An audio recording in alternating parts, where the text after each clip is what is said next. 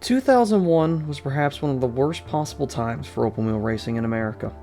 The infamous split had devastated the popularity, as both the IRL and kart were destined to destroy each other. Both had a different image of success. The idea of a road course in IRL was foreign, an outlandish concept. They were solely ovals, all in America. Kart, however, was vastly different. A plethora of road courses touring all across the globe, and even 2 ovals in Europe. Those 2 races would be during mid-September, the first being at Eurospeedway in Lauswitz, Germany on September 15th, and the second at the Rockingham, UK track on September 22nd. After the circuit's race at Vancouver on September 2nd, the teams began to ship much of the components out to the event. And after the bye week on September 9th, 2001, many of the team's resources were already heading to Germany. It was that Tuesday that many of the drivers would fly to Europe and prepare for the race.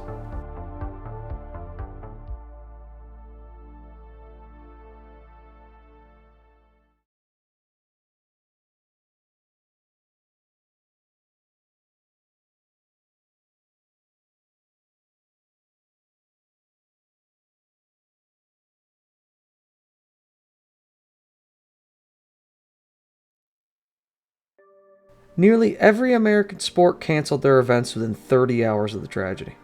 The only 2 to wait were kart and the NFL. By Thursday, kart had decided to continue with the race, as everything was already over in Europe. It was apparent that the NFL was also going to proceed. The NFL, though, within 24 hours of kart's decision, decided to cancel all their events, and now kart was left in an awkward situation. Nobody wanted to race. They were simply there because they were already prepared. And excluding the Formula 1 race on September 16th, kart was the only major sporting event that weekend. Thursday, September 13th was supposed to be the first day of practice for the race, but it was rained out.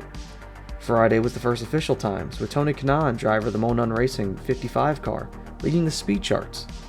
He was teammates with the number 66's Alex Zanardi, who was second. Zanardi had just returned from a stint in F1. He had taken a break for a short period of time and returned to a series he dominated in the mid-90s with Chip Ganassi. The team Ganassi owned was managed by the aforementioned Mo Nunn. The reunion of Nunn and Zanardi was greatly hyped. Many thought this combination would go out and dominate the kart series once more. However, up to this point, the season has been disappointing to say the least. They are hoping for a turnaround in Europe, and the 1-2 on the speed charts at the moment is great for them. Michael Andretti showed up to the track late. He'd finally attained a charter flight after much of the groundings from the tragedy were slowly being lifted. Qualifying later was cancelled, and the lineup was set by championship standings. Race day was started with a 30-minute warm-up, where Tony Kanaan sustained his fast pace. Zanardi was there with him, and the field was lined up and Gilles de Ferran led them to the green. So with Gilles de Ferran and Kenny Breck on the front row, they head for the front straightaway and look for a green flag.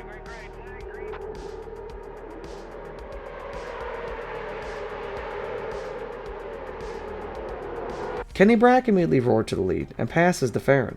Brack dominated the early parts of the race until, whilst lapping Bruno Jaquira, he made slight contact and slid through the grass. Patrick Carpentier now had the lead and heads the field on the next restart. The race runs 10 laps green again until Toru Takagi takes a ride in turn 1. He also made slight contact with Jaquira, and again there will be a restart. The race goes back green on lap 87 with Carpentier still leading. Eventually Kanaan takes the lead and Mo Nunn has officially established their dominance. They run 1-2 at the front until a cycle of stops. First Kanaan, then Zanardi, and then Michael Andretti soon gets the lead, until another cycle of stops. Finally Alex Zanardi has the lead, and is looking to lead to the final stops with around 15 to go. So far the race has run green overall, with only the 2 aforementioned spins. Everything seems to be going smoothly per the circumstances. The next cycle of stops happens with under 15 laps to go. Zanardi comes in as the leader and is planning to just take a quick gas and go. Zanardi locks it up and slowly pulls into a stall. They dump gas into the Honda, and he's off in 5.5 seconds. Alex rolls out the pit lane and hits the flat exit road. He hits the dirt that has been collected there over the race, and then suddenly, Picks up the lead. the horrific poetry of the real world is sick in its nature. In a week that saw millions of lives change forever, as a country was struck by tragedy, the only American sport that pushed on had one of its best drivers be put in life-threatening conditions. These are the last moments of Alex Zanardi's open-wheel career. From the lead of a race that he could have redeemed a season with, to backwards in a nightmare. And Zanardi, with a terrible crash. Yellow is out. Zanardi coming out in turn 1. Loses control of the car.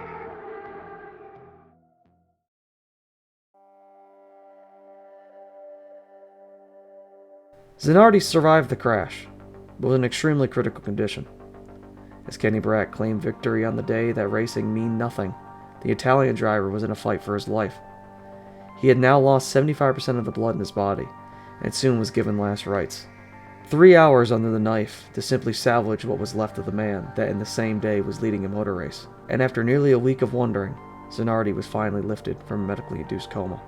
He finally left the hospital on October 30th, 2001. And Alex Tagliani, the driver that made the impact with Zanardi, was contacted by him and consoled that it wasn't his fault. Tagliani had been concerned for Alex over the days after the accident and was glad to hear from him. Eurospeedway did not hold the race in 2002. But for 2003, the track returned to the kart schedule. And so did Zanardi.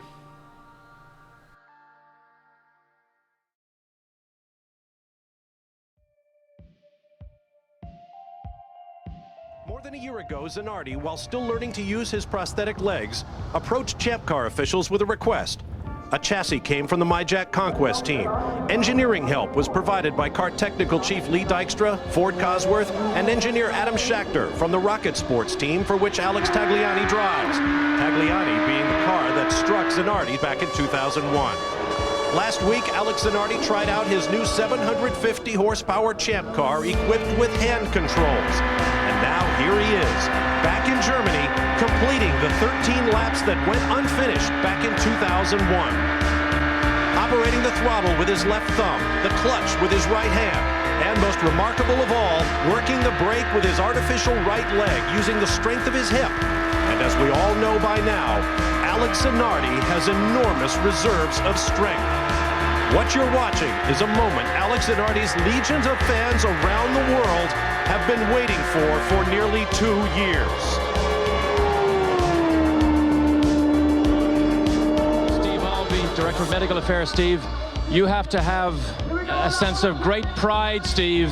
I can see you shaking, the tears almost coming out at the result. To see what happens here when you consider what happened just a year and a half ago. Derek, I couldn't be any more proud of CART and the system we have and the safety team. It's unbelievable to see this today. Did you really think deep down in your heart that Alex might ever even make it? We were really worried, Derek, but this shows how strong a person Alex is. He's just a wonderful, wonderful person and really a strong guy. I think you can hear it in Steve's voice. There are two teams. It is the medical team headed up by Steve, and then the Simple Green safety team who are out on the track, led by Lon Bromley and of course Terry Trammell. It was a great day for those two teams. White flag. Last lap for Alex Zanardi.